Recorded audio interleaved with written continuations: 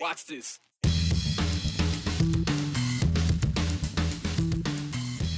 Idaho's near-total abortion ban was back in court today and back before a federal appeals panel to decide, does it violate EMTALA, the federal law that guarantees emergency medical care in Idaho?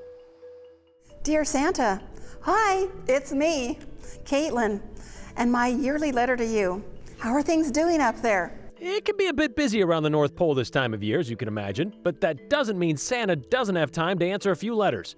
And the city of Meridian is continuing its Christmas tradition of being one of the big man's little helpers. We know letters to Santa are about receiving, but what about the gift of giving? And filling shopping carts as quickly as you can for kids. We're bringing you round 2 of the Fred Meyer shopping spree.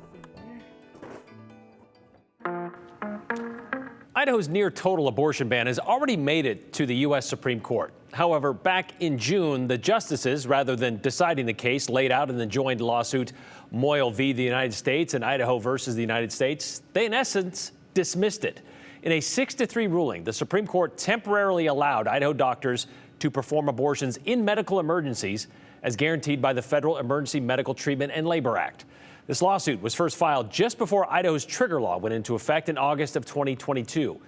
Saying they took up the case too soon, SCOTUS sent it back to the Ninth Circuit Court of Appeals, who took it back up today in Pasadena. And Aspen Shumpert was there, or listened in, I should say, to what they were talking about in court today. Yeah, and I think it's important first to talk about the injunction that is in place while this case is moving through the courts. It was first filed by a federal judge and upheld by the Supreme Court, meaning Idaho's abortion ban could not be enforced while the lawsuit went through the courts. And as this case was moved through the courts, the injunction has been lifted and reinstated a few times. But in place right now, today, we heard oral arguments from both sides of this case. But we also heard from Amicus, which is the healthcare system that St. Luke's here in Idaho uses. Lindsay Harrison with Amicus shared what it was like in Idaho when that injunction was lifted. When the injunction was stayed for a matter of months, St. Luke's was put in the position of having to airlift 6 patients to neighboring states so that they would have the full range of stabilizing medical care available to them. And if the injunction were vacated, we would be returned to that state. And I can tell you from having spoken with doctors in Idaho that it is a horrible situation to put them in.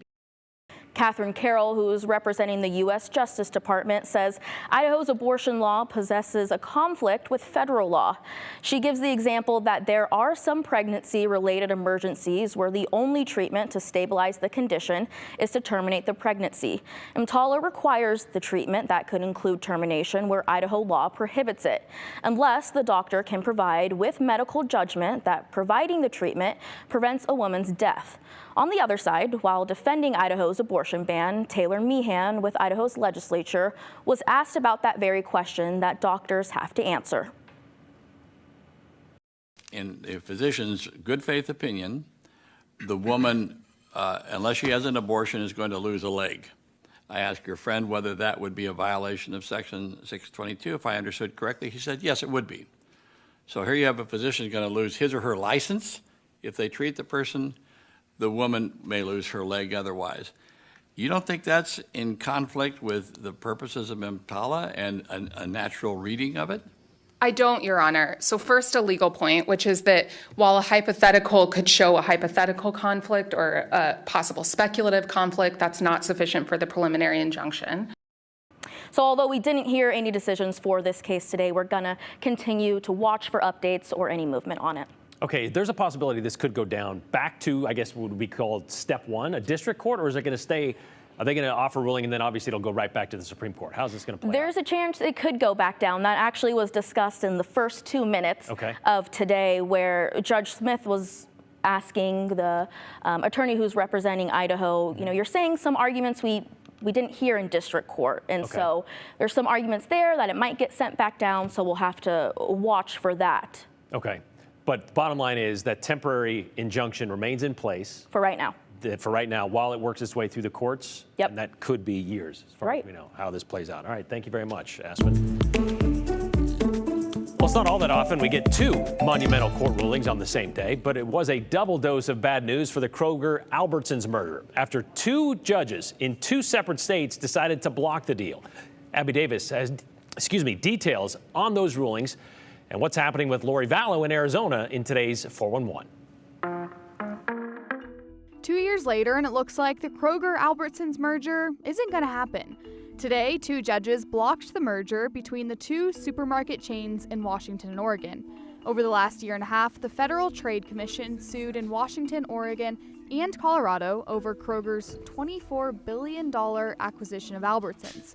The companies wanted to compete against powerhouse retailers like Walmart and Costco, but the judges said the merger would eliminate competition in their state and jack up prices. We're still waiting for the decision in Colorado. There are serious disadvantages and dangers to representing yourself. And yet, Lori Vallow will represent herself in Arizona against conspiracy charges related to the death of her ex-husband. But she'll still have her most recent public defendants as an advisory council. The decision came after an Arizona judge found her competent to stand trial last Friday. Vallow has already been convicted in the deaths of her children, Tylee and JJ, and her husband's late ex-wife, Tammy Daybell, in Idaho. It's now official. Last night we found out Boise State junior running back Ashton Jeanty is one of 4 finalists for the Heisman Trophy. Jeanty leads the nation in nearly every rushing statistic, among other accolades, and is just 132 yards shy of breaking the decades-old single-season rushing record set by Barry Sanders in 1988. The other finalists include Miami quarterback Cam Ward, Oregon quarterback Dylan Gabriel, and Colorado's Travis Hunter. The Heisman ceremony is Saturday night in New York. Just before the ceremony, join Jay Tust at 5 o'clock for our special Road to the Heisman, a look back at Jeanty's journey. You can watch that right here on Channel 7 and on KTVB+. And that's the 411 on the 208. I'm Abby Wilt. Now we're talking about bagging another shopping spree battle. Last week, Justin Core and I went to Caro y Caro against Maggie O'Mara and Brenda Rodriguez for a shopping spree at a Fred Meyer in Boise. Okay, so what about the kids in the Magic Valley? Well, that tally was left to Hector Mendoza and Hunter Funk, who destroyed a couple of aisles in the toy department at a Fred Meyer in Twin Falls. And Hunter, here now, because I guess we, as in Justin and I, did not carry enough for the team that we had to do it again. We sent you guys to Twin Falls to kind of do this, but how did you guys check out? Yeah, you did not bag the win, more or less. All right, well, listen, it is all for the kids, right? Yes, That's the biggest thing. So I would say everyone's a winner. Both of the races. This is our annual shopping spree, and the toys that were thrown into the carts were donated by Fred Meyer and given to the Salvation Army to be distributed to children in need this holiday season. Now, I would say the hardest part of this whole spree, keeping everything in the cart and trying not to get out of breath. Ah! Okay, well, that's good. I need another cart. Oh. Okay, maybe display cases aren't the best option. Of course, we need a bunch of Hot Wheels. Hey, I'm dropping a bunch of them. Yeah, these cannot fit in. Hey.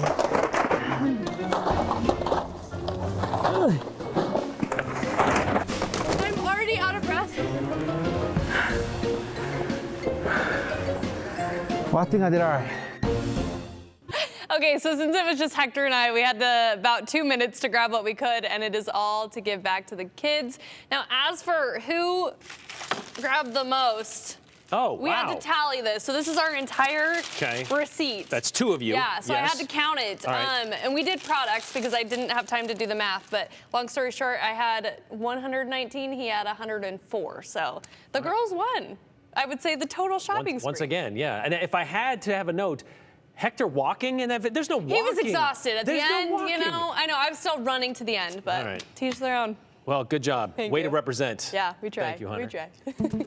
That reminds us, the 17th annual 7 Cares Idaho Shares Community Drive, that is happening this Saturday, the biggest day of giving here at KTVB. From 8 until noon, you're going to catch KTVB family at 4 locations in the Treasure and Magic Valley. So we're going to be collecting food and money for 9 Idaho charities. This whole week, we've been introducing you to some of those charities, showing you how they are making a difference in our community. Like the Salvation Armies of Nampa and Caldwell, who help feed, clothe, and house those in need. Robert Matthews and his wife experienced homelessness, and the Salvation Army was there to help them. Although Robert and his wife are not experiencing homelessness anymore, they still come into this Nampa Salvation Army every day for a hot meal. They feed us in the morning, they feed us at lunchtime, and they feed us at dinner now. That's a new thing. But they're starting to do even bigger things because of us. And we all love them for it. Every little bit helps. The Nampa Salvation Army says they serve about 3,000 meals a month. Meanwhile, over at the Caldwell Salvation Army, they serve about 750 food boxes a month. And you can help reach those numbers by donating to 7 Cares Idaho Shares. $15, it's all it needs. That's all we need just to feed 45 people. $100 will get you 300 meals. We'll get the community, I should say, 300 meals. You can donate right now online or show up and see us this Saturday. For how you can donate right now and details on the event, text 7 Cares to the number on your screen, 208-321-5614.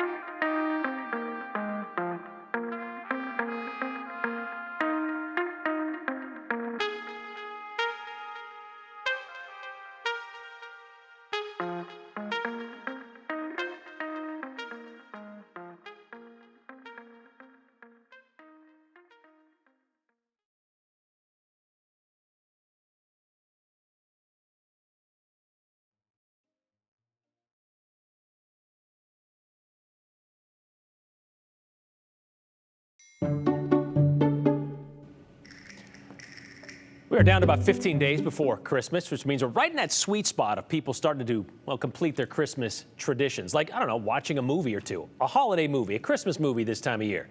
You know, the iconic Christmas movie, The Christmas Story, is 41 years old. And you know, the main character, little Ralphie Parker, he lives right here in Idaho. Well, that would be Peter Billingsley, the guy that played him in that movie. And he isn't a kid anymore, obviously, but we did catch up with Peter last year while he was reminiscing about playing a kid who really wanted a Red Ryder carbine action 200-shot range model BB gun. In today's 208 Redial.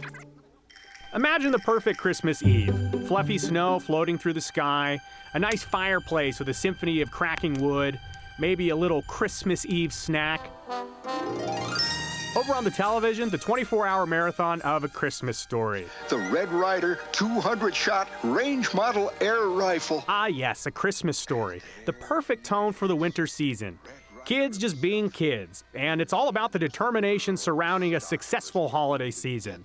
Ralphie Parker's campaign for a Red Ryder BB gun stands the test of time 40 years after the original release. Yeah, it's just that kind of movie that's really gotten so embedded into the culture. Familiar face? Yep, that's Peter Billingsley, an Idahoan. He moved to Eagle about 2 years ago for the same reason many people came to Idaho, a better life for his family. You are approached generally daily about it, or people are surprised that you're now in Idaho, what you're doing here. Of trying to come up with the... Billingsley is no Ebenezer Scrooge. The excitement for the holiday season is authentic. It's a movie that brings so much joy to people, and that joy is genuine, that it's hard to tire of seeing that in people. It's just it's something that families consume constantly, and as I said, just brings a lot of joy. A Christmas Story takes place in the fictional town of Holman, Indiana.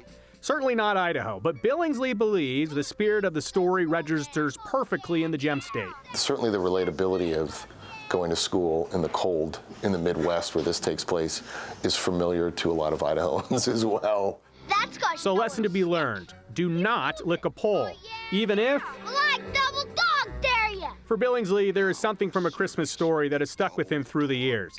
Beauty in everyday life. You know, it's one of the things I like about the movie is it's sort of a commitment to the mundane things in life are treated as super high stakes.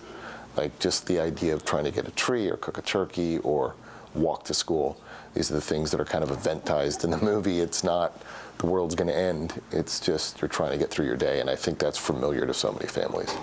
A Christmas Story is necessary nostalgic for families across the country. But what about the family of one of the stars of the show? I don't sit down and watch it, but it does wind up on in the house. It's almost now like, karmically, I'm like, okay, you have to put it on for just a moment. And then just hear the voiceover, hear some of the music, and then it feels like Christmas. Oh, it was beautiful. We all have favorite moments from the film. Hard not to cheer when Ralphie gets his rifle or gasp as a BB smacks him right in the face. Billingsley's favorite centers on Ralphie's old man. Fragile! Probably my favorite moment is the Fragile moment when the old man gets the lamp.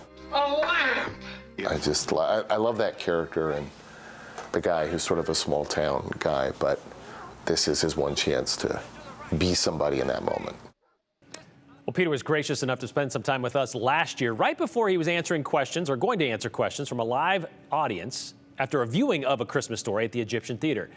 And this is something you could do again tomorrow night. Idaho Film Festival, Idaho Film Society that is showing A Christmas Story on 35mm. That's happening tomorrow night at the Egyptian, again in downtown Boise. Starts at 7:30, and then right after the film concludes, you can ask Peter Billingsley questions about filming of the movie. Tickets, $22. You buy them on the Egyptian Theater's website. He may be making a list and checking it twice, but who is checking the wish list for Meridian kids? Well, we are. There's nothing better than running a little interference and reading a few letters to Santa. Never too old to write a letter to Santa or a text message to us. Text us your questions, your comments, and your concerns. 208-321-5614. Include your name and the hashtag the 208. That way we can show yours at the end of today's show, or maybe save it for another show.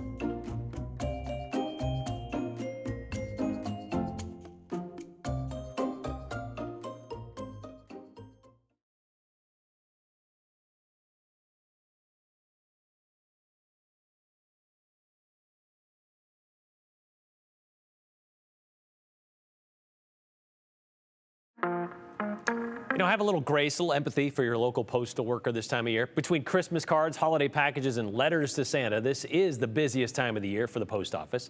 We're talking billions and billions of pieces of mail processed during the weeks between Thanksgiving and New Year's Day. But the city of Meridian can offer some help with the latter, the letters to Santa. Since November 18th, there has been a special mailbox on Broadway, the north side of City Hall, to collect correspondence to Kris Kringle. It's a holiday tradition carefully tendered by the city's Parks and Rec Department. Letters. Every morning Letters. for the past several weeks, Time to get the letters. Shelley Houston Santa's mailbox. has had a job to do. Whoa, look at all of them. It's a pretty busy gig. His mailbox gets some steady business. Wow. To empty the sidewalk mailbox filled with letters to Santa. That's a lot. It is. My goodness. It's a service the city has provided for at least the past 2 decades. You just pop your letter in and magic starts to happen. That magic begins at the letter's first stopping point, on their way to the North Pole, Meridian City Hall. And then they go up to the North Pole so Santa and his elves can send personal replies to each child. How can you guarantee that Santa's going to see these letters? Because we do our job so well. We've done this so much and so often. On average, the city gets about 1,000 letters to Santa each season. I love it. I think it still carries on the traditions of Christmas that so many of us have grown up with. It brings joy to the kids. Of all ages, yes. It's just fun to kind of see where they're at and what ages they are and what they're interested in. And what they're willing to tell Santa. They tell a lot. They tell it all. Mm-hmm. So to find out what they tell St. Nick, Fred says, "Dear Santa," we asked a few city staff members, very Christmassy, to give us a sneak peek. Santa, I have tried to be good, but boys will be boys. You know that because you're a boy. Boys will be boys. That's no excuse. Well, I think he's maybe not been perfectly good. I think he's probably maybe a little roughhousing boy. I know I haven't been good in school with my grades and homework. I want a men's small Ashton Genty jersey. I promise that I will get my grades up and bring my homework home. Love, Jackson. Everybody wants a Genty jersey. Well, who wouldn't? You know, Josh, I would take a large men's Ashton Genty jersey at this point. You've been good, but you got to try to do better with your other things. You're willing to do your part? Yeah. There's got to be a give and take for sure. Dear Santa, this year I was trying to be good. I hope I was. How is Chippy? This is what I would like. Who's Chippy? I don't know. Why are you called Santa Claus? I would like some more things for my snake-like. Like Decasaurus? Okay. They live in the desert. Decorations? Oh, it might be decorations. A jersey, you know, the Elf's one, a Del Become Junior jersey. I'm not quite sure what that is. A Doughboy jersey. Joe Burrow jersey. I'm not sure if that's his name. Some Metcalf jersey and lots of jerseys. Lots of jerseys. My sister makes me smile. Love, Fred. Fred looks like he colored a tree with some presents underneath. Dear Santa, for Christmas, I would like a MGA's Miniverse. Make it Mini Spa Multi-Pack. You have any idea what those things are? Not a clue. Zero. Dear Santa, hi, it's me, Caitlin, in my yearly letter to you. How are things doing up there? For starters, if no one's ever seen you before, how do we know what you look like? That's a good question. That is a really good question. Second, can you control the weather on the winter months? If yes, can we please have some snow? How are the elves and Mrs. Claus and the reindeer? My last question is my biggest wish for Christmas. Can you get me a kitten that both my mom and my cat can love? I hope you have a great Christmas from Caitlin. A kitten, one that her mom and her cat will love. I just love Christmas and how it brings people together. Brings all the City of Meridian together for sure. And guess what? No postage required. City of Meridian guarantees each letter to Santa will get a response from the jolly old elf himself if That letter has a clearly written return address and is dropped off at that mailbox by December 15th. So remember, kids, you have until this Sunday to get your letter to Santa in that special box at Meridian City Hall.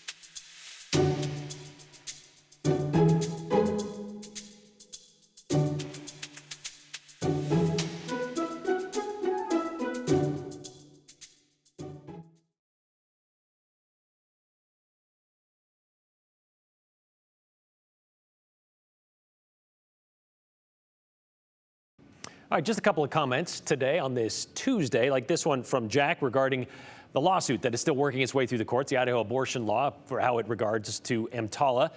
Why does it seem Idaho is always fighting against the rights of doctors and patients? It seems to be a lot of that, but these social wars that are then dealt with in the legislature, that's why these laws get passed, and people have to fight them because they can't provide the medical care for their kids or for the women in their lives because of the laws that Idaho passes. Our freedom-sucking legislators should put the abortion issues up for a vote to all Idahoans, quit wasting taxpayer dollars defending a law that we don't support. It's an option possibly for 2026. We'll see if it progresses. We'll see you tomorrow. Continue with us and watch free now on the KTVB Plus app everywhere you stream.